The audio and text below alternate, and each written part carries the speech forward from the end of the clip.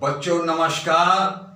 लिखा जो जिसकी किस्मत में हरगिज मिट नहीं सकता कभी, कोशिश करो हजार लेकिन हट नहीं सकता कभी।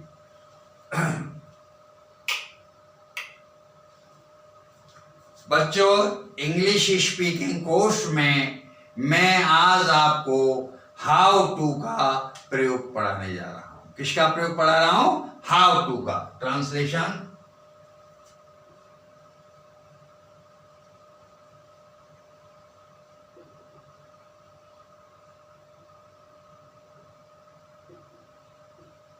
Use of how to.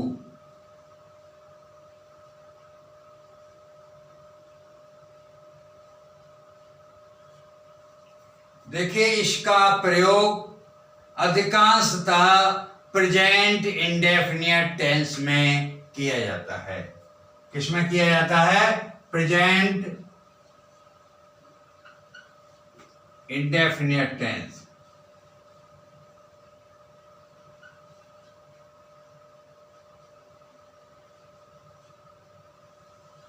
जब किसी वाक्य में अनजानकारी, अनाड़ीपन या अनभिज्ञता प्रकट होती है। अनभिज्ञता प्रकट होती है।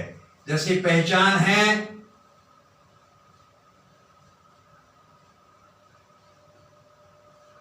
इग्नोरेंस,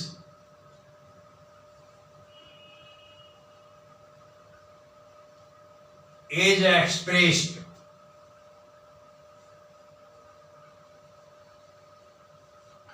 वहां पर हम हाउ टू का प्रयोग करते हैं। किसका प्रयोग करते हैं बच्चों?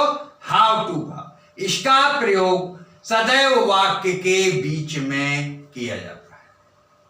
पहले नहीं होता है, न बाद में होता है, वाक्य के बीच में किया जाता है।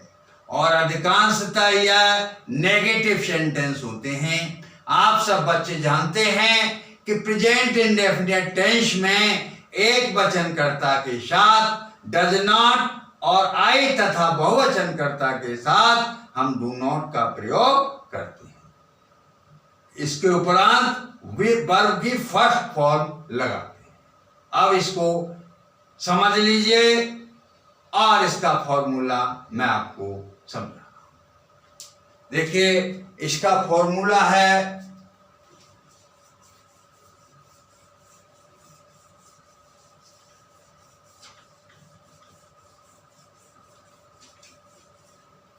Formula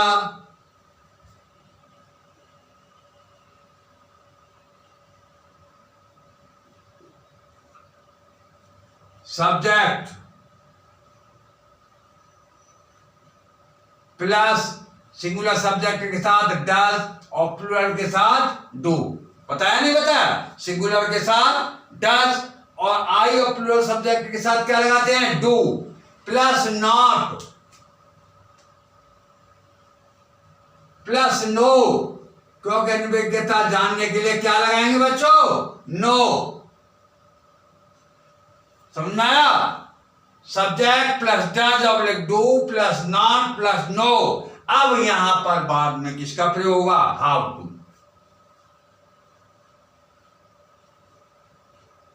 plus V first plus object plus etcetera. ये फॉर्मूला आप लिख लो, सोच लो, समझ लो। एक बार और समझा रहा हूं। इन वाक्यों में अनभिज्ञता यानी इग्नोरेंस प्रकट किया जाता है, जिसके बारे में किसी व्यक्ति को कोई जानकारी नहीं होती। ये प्रेजेंट इंडेफिनिट टेंस में यूज होते हैं। सिंगुलर सब्जेक्ट के साथ डज नॉट और प्लूरल के साथ डू नॉट लगाते हैं। फिर नो लगाएंगे कि जानकारी के लिए नो लगाया।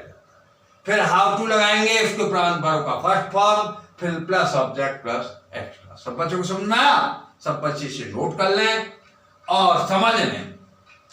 अब इसके ट्रांसलेशन देखिए। मुझे अंग्रेजी बोलना नहीं आता है, तो यानी अनभिज्ञता में अंग्रेजी बोलना जानते हैं, तो मैं नहीं जानता हूं कि अंग्रेजी कैसे बोली जाती है। बनेगा कैसे? मैं नहीं जानता हूं कि अंग्रेजी कैसे बोली जाती है।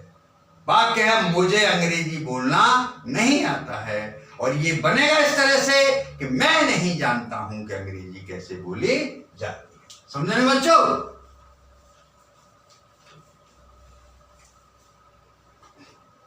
I do not know how to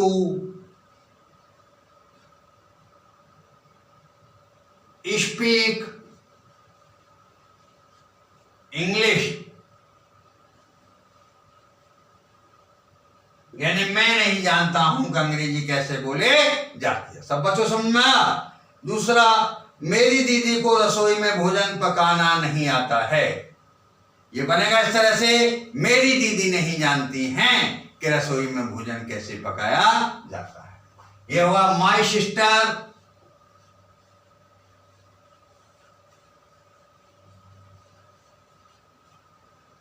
does not no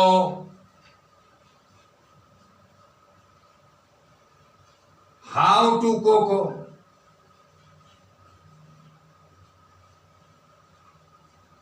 the food in the kitchen।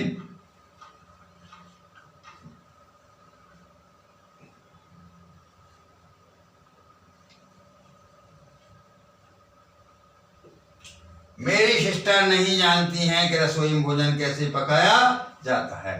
Number 3, Suresh को नदी में तैरना नहीं आता है, या सुरेश नहीं जानता है कि नदी में कैसे तैरा जाता है। सुरेश नहीं जानता है कि नदी में कैसे तैरा जाता है। तीसरा, Suresh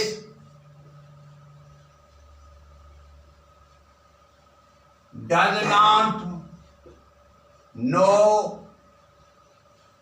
how to swim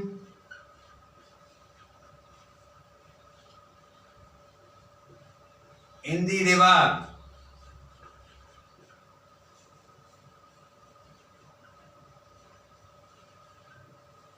Suresh does not know how to swim in the river। मेरे भाई को पेड़ पर चढ़ना नहीं आता है, या मेरा भाई नहीं जानता है कि पेड़ पर कैसे चढ़ा जाता है।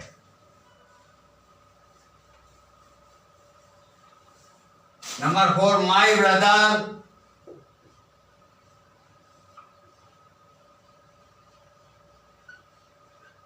does not know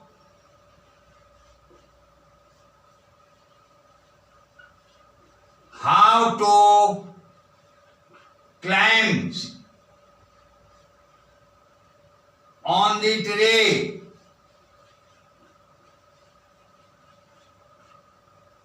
समझ में आ रहा बच्चों? खूब समझ में आ रहा है? तुम्हें क्रिकेट खेलना नहीं आता है, या तुम नहीं जानते हो कि क्रिकेट कैसे खेला जाता है। अगला,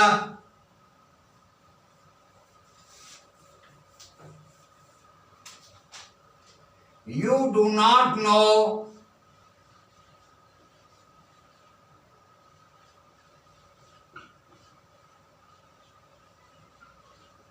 how to play cricket.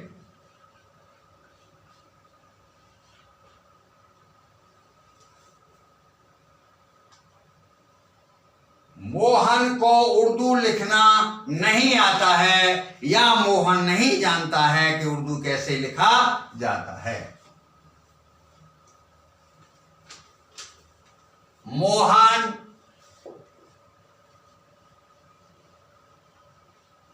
does not know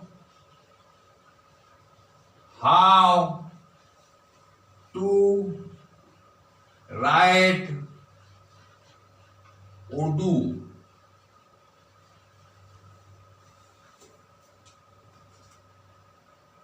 Radha को स्वेटर बुनना नहीं आता है। Radha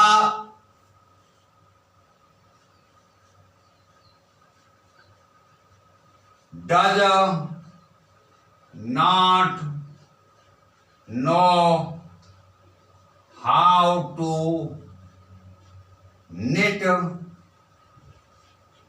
the sweater.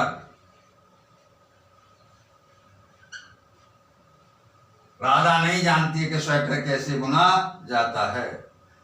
राधु को आसमान में पतंग उड़ाना नहीं आता है, या राधु नहीं जानता है कि आसमान में पतंग कैसे उड़ाई जाती है। राधु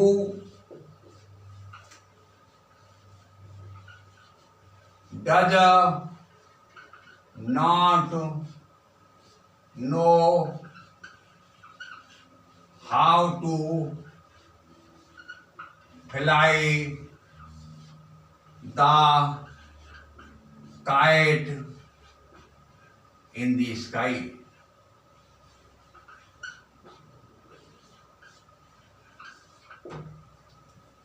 सुन मेरे बच्चों, उदय को घोड़े पर चढ़ना नहीं आता है, या उदय नहीं जानता है कि घोड़े पर कैसे चढ़ा जाता है। उदय does not know how to ride on the horse.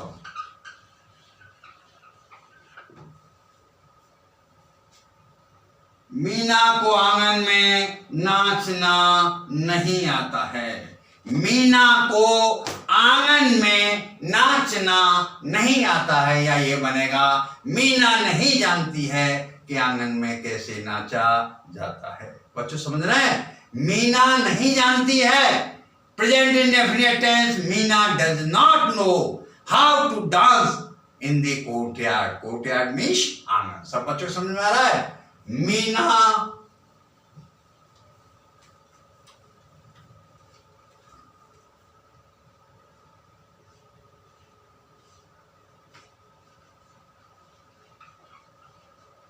does not know how to dance in the courtyard.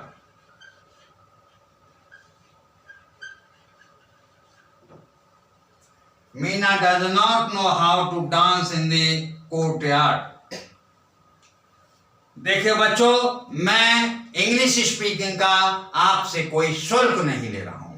बस मेरी आपसे एक ही निवेदन है कि इस मेरी वीडियो को ज्यादा से ज्यादा सब्सक्राइब, शेयर और लाइक करें अपनी फ्रेंड सर्कल, रिलेटिव्स, अपनी फैमिली मेंबर्स, मिलने जुलने वालों से।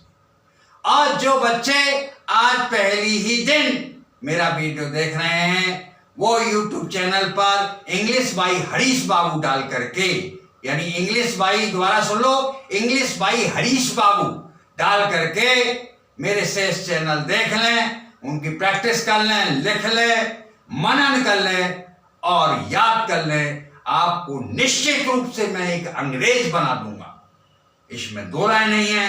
जो बच्चे नियमित मेरी पढ़ाई करेंगे उनको मैं बहुत प्रकांड विद्वान बना दूंगा। धन्यवाद। जय हिंद, जय भारत।